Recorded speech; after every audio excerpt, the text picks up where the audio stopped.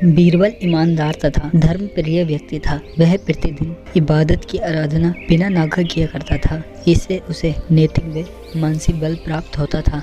वह अक्सर कहा करता था कि अल्लाह जो कुछ भी करता है मनुष्य के भले के लिए ही करता है। हमें लगता है कि अल्लाह हम पर रहम नहीं करता है, लेकिन ऐसा नहीं है। कभी कभी तो उसके वरदान को भी लोग श्राप समझने की भूल कर देते हैं। वह हमको थोड़ी पीड़ा इसलिए देता है ताकि बड़ी पीड़ा से बच सके। एक दरबारी को बीरबल की ऐसी बातें पसंद न आती थी। एक दिन वही दरबारी दरबार में बीरबल को संबोधित करता हुआ बोला, देखो ईश्वर ने मेरे साथ क्या किया। कल शाम को जब मैं जानवरों के लिए चारा काटने जा रहा था तो अचानक मेरी छोटी उंगली कट गई। क्या अब भी तुम यही कहोगे कि ईश्वर ने मेरे लिए यह अच्छा किया है? कुछ देर चुप रहने के बाद बोला, मेरा अब भी यही विश्वास है, क्योंकि ईश्वर जो कुछ भी करता है मनुष्य के भले के लिए ही करता है। यह सुनकर वह दरबारी नाराज हो जाता है कि मेरी तो उंगली कट गई और बीरबल को इसमें भी अच्छाई नजर आ रही है। मेरी पीड़ा तो जैसे कुछ भी नहीं है। कुछ अन्य दरबारियों ने भी उसके सुर में सुर मिलाया।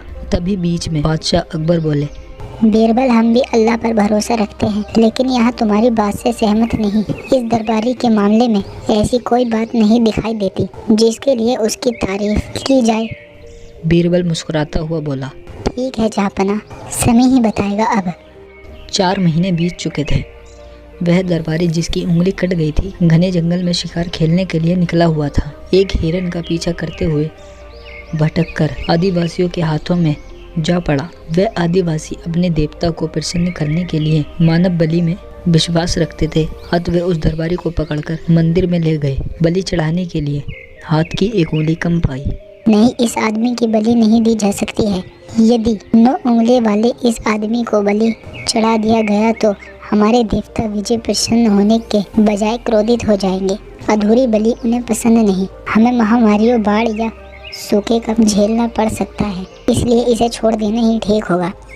और उस दरबारी को उन्होंने छोड़ दिया। अगले दिन वह दरबारी दरबार में बीरबल के पास आकर रोने लगा। तभी बादशाह भी दरबार में आ पहुंचे और उस दरबारी को बीरबल के सामने रोता देखकर हैरान हो गए।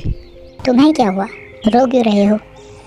अब मुझे विश्वास हो गया है कि ईश्वर जो भी कुछ करता है मनुष्य के भले के लिए ही करता है। यदि मेरी उंगली न कटी होती तो निश्चित ही आदिवासी मेरी बलि चढ़ा देते। इसलिए मैं रो रहा हूँ, लेकिन ये आंसू खुशी के हैं। मैं खुश हूँ क्योंकि मैं जिंदा हूँ। बीरबल के ईश्वर पर विश्वास को संदेश की दृष्टि से देखना मेरी भूल थी। अकबर को गर्व महसूस हो रहा था कि बीरबल जैसा बुद्धिमान उसके दरबारियों में से सिर्फ एक है। तो दोस्तों, आपको यह कहानी कैसी लगी अपने कमेंट द्वारा हमें ज़रूर बताएं। साथ ही हमारे चैनल को सब्सक्राइब करें और लाइक कमेंट करें। Thank you.